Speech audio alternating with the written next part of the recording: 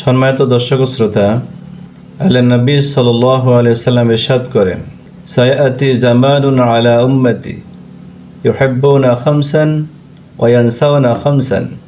আল্লাহ নবী সাল্লাল্লাহু আলাইহি সাল্লাম বলেন, অদূর ভবিষ্যতে আমার উম্মতের এমন এক সময় আসবে যখন তারা 5টি বিষয়কে ভালোবাসবে, পক্ষান্তরে 5টি বিষয়কে ভুলে যাবে।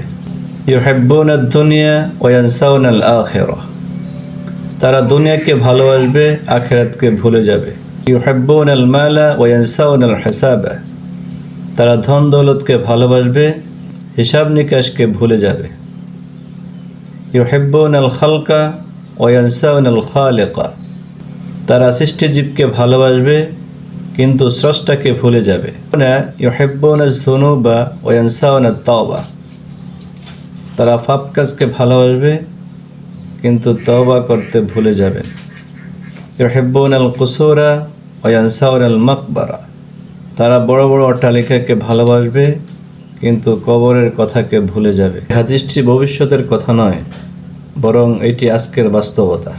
আল্লাহ আমাদের এই ফিতনার সময় চিনে নেওয়ার তৌফিক দান করুক এবং আমাদেরকে সংশোধনের